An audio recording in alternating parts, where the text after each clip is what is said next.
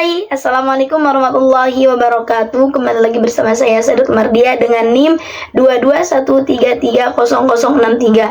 Seperti biasa di Learning Journal video ini akan mereview apa-apa yang telah dijelaskan di pertemuan sebelumnya. Yang mana pertemuan sebelumnya itu dibahas oleh kelompok 1 yang membahas terkait dengan fungsi, jenis, dan ciri daripada artikel dan berita. Hal ini juga sudah dijelaskan di pertemuan sebelumnya. Namun di pertemuan kali ini atau di part ketiga ini, kelompok 1 menjelaskan lebih dalam daripada penjelasan sebelumnya. Oke, yang pertama adalah fungsi daripada artikel itu sendiri. Kelompok 1 menjelaskan ada 7 fungsi daripada artikel. Yang pertama itu memberikan informasi. Sudah jelas ya teman-teman, artikel itu fungsi utama itu memberikan suatu informasi, memberikan apa-apa yang belum diketahui oleh pembaca. Kemudian yang kedua itu memberikan edukasi, pembelajaran kepada pembaca. Karena ketika di dalam suatu artikel tidak ada bumbu edukasi, maka itu belum dapat bisa dikatakan artikel, karena salah satu fungsi daripada artikel itu memberikan edukasi bagi pembaca. Kemudian yang ketiga itu memberikan sudut pandang seseorang terhadap apa yang sedang dicari. Kemudian pembaca itu membaca artikel dan itu akan melahirkan sudut pandang seseorang. Nah, kemudian yang keempat itu membangun opini publik.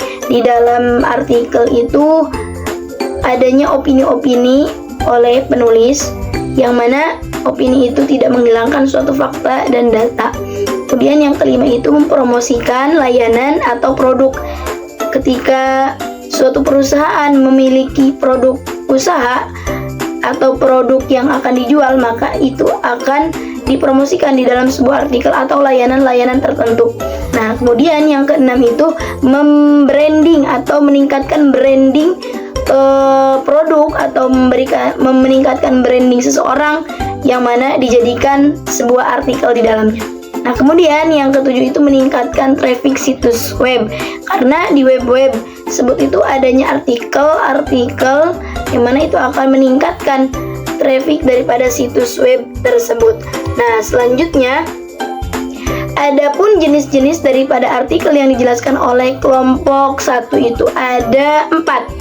Yang pertama itu berdasarkan penulisannya, kemudian yang kedua itu berdasarkan fungsinya, yang ketiga itu berdasarkan cara penyampaiannya, dan yang keempat itu adalah artikel analisis para ahli. Nah, apa sih yang dimaksud dengan berdasarkan penulisannya gitu? Nah, artikel yang berdasarkan penulisannya itu ada 2. Yang pertama itu artikel redaksi, dan yang kedua itu artikel umum. Sama saja seperti minggu sebelumnya. Artikel penulisannya itu artikel redaksi, yang mana tidak dapat sembarang orang yang menulis artikel redaksi ini. Hanya tim redaksi saja yang dapat menggarap daripada artikel tersebut untuk diterbitkan di media massa. Nah, kemudian yang kedua itu artikel umum. Artikel umum ini dapat siapapun yang menulisnya dan bisa diterbitkan di media manapun. Nah, kemudian yang kedua, jenis artikel itu berdasarkan fungsinya. Berdasarkan fungsinya itu ada 2 sama saja. Yang pertama itu artikel khusus, dan yang kedua itu artikel sponsor. Apa sih artikel khusus itu? Artikel khusus itu adalah artikel yang mana nama lain daripada artikel redaksi. Sama saja, tidak dapat sembarang orang yang menulis artikel khusus ini. Harus tim-tim tertentu sehingga dapat diterbitkan di media tertentu pula. Kemudian yang keduanya daripada jenis artikel berdasarkan fungsi itu adalah artikel sponsor. Artikel sponsor ini adalah artikel yang membahas atau memperkenalkan suatu produk atau suatu perusahaan yang bekerja sama terhadap penulis atau terhadap perusahaan yang lain, sehingga terjadilah sponsor gitu ya, saling menguntungkan. Nah, kemudian yang ketiga itu artikel berdasarkan cara penyampaiannya itu ada 3. Yang pertama itu artikel praktis, kemudian yang kedua artikel ringan, dan yang ketiga itu artikel opini. Apa yang dimaksud dengan artikel praktis? Jadi artikel praktis ini merupakan artikel yang mengutamakan keterampilan di dalamnya, tidak ada pengembangan pengetahuan di dalamnya gitu, yang cenderung hanya naratif. Artinya pesan yang disusun itu sesuai dengan urutan waktu, peristiwa, dan tahapan. Nah, kemudian yang kedua itu artikel ringan, yang mana artikel ringan ini tentunya tidak memerlukan pemikiran yang mendalam, dan biasanya itu penulis itu hanya menggunakan bahasa santai di dalamnya, dan serta mengandung humor dalam tulisan di dalam sebuah artikel. Nah, kemudian yang ketiga itu artikel opini, yang mana artikel opini secara umum adalah artikel yang ada dalam surat kabar atau majalah yang punya penempatan khusus gitu ya. Penempatan khusus ini terdapat dalam rubrik. Misalnya kolom opini, tajuk rencana, kemudian atau editorial dan lain-lain. Nah, biasanya artikel ini membahas suatu permasalahan secara mendalam. Jadi akan lebih baik bila penulisannya itu harus memiliki pemahaman dan sudah ahli di bidang tersebut. Jadi artikel opini ini adalah yang menulis itu harus memiliki pemahaman untuk memberikan opini-opini terbaiknya sesuai fakta dan data. Nah, kemudian itu artikel analisis para ahli. Ini jenis daripada artikel ya, bukan jenis daripada cara penyampaiannya. Jadi yang keempat itu artikel analisis ahli. Jadi artikel ini bisa dikatakan bentuk artikel yang paling serius. Di antara artikel lainnya itu harus memerlukan analisis ke lapangan, laporan yang sistematis mengenai hasil kajian atau penelitian. Jadi harus melakukan penelitian terhadap apa yang ingin dibahas nantinya di dalam sebuah artikel. Contohnya seperti skripsi, tesis, disertasi, atau penelitian lainnya. Kemudian ciri-ciri daripada artikel yang dijelaskan di kelompok 1 itu ada 5. Yang pertama itu ditulis secara singkat, padat, dan jelas. Kemudian mengandung fakta dan opini. Kemudian yang ketiga menggunakan bahasa formal, lugas, dan efektif. Jadi tidak bertele-tele, formal. Berarti contohnya itu masuk ke dalam jenis artikel analisis para ahli ya mungkin. Nah, kemudian yang keempat itu dibuat secara sistematis.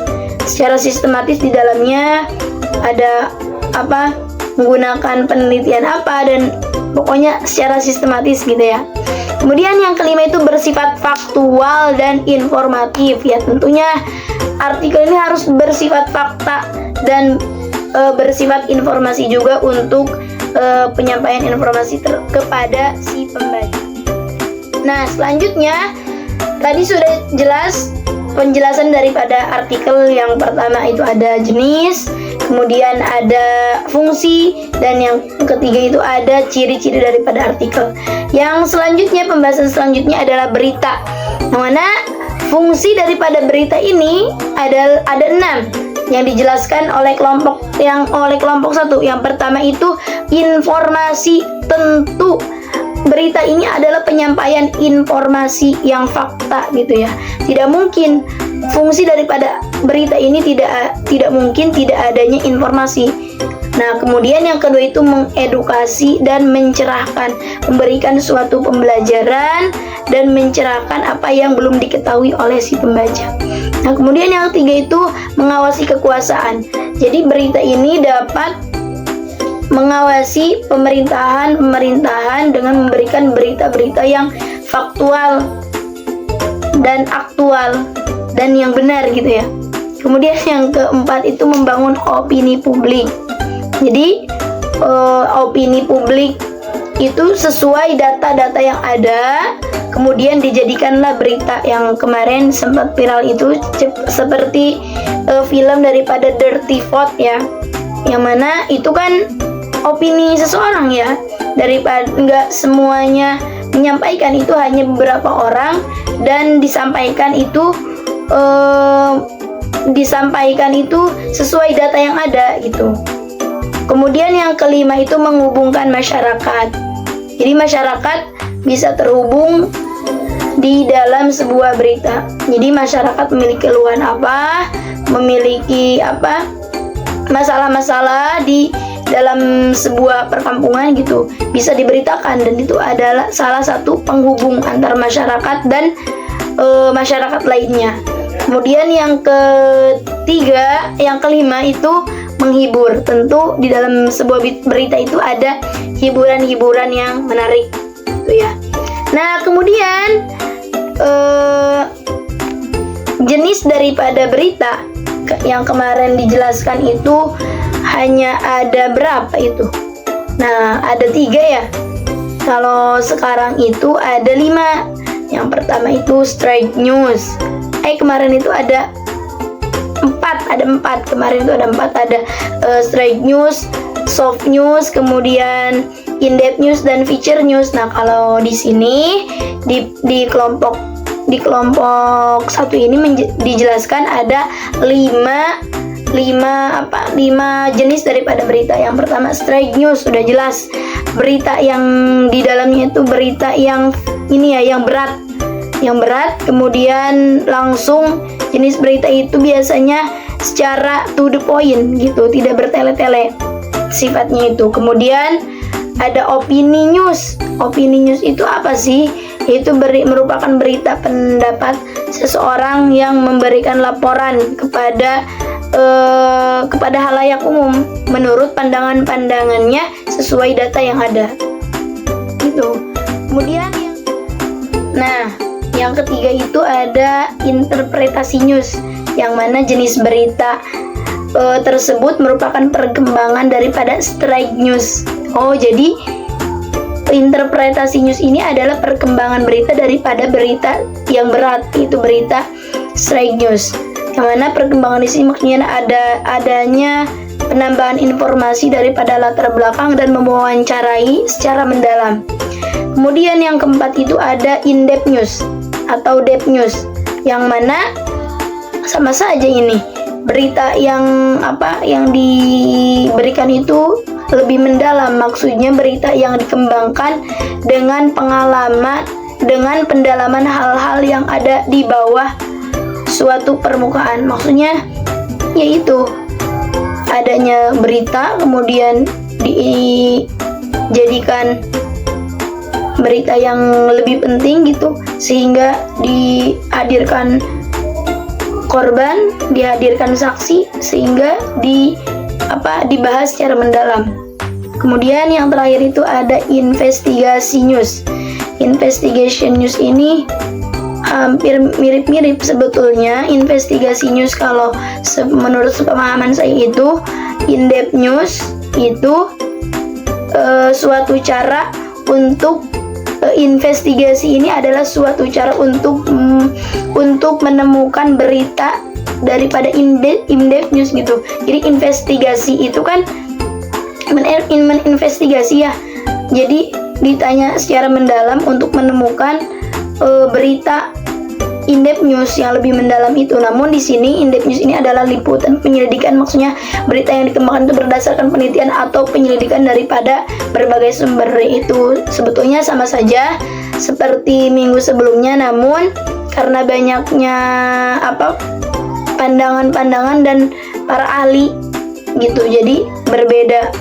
Namun intinya itu sama saja sebetulnya. Kemudian yang terakhir itu ciri-ciri daripada berita.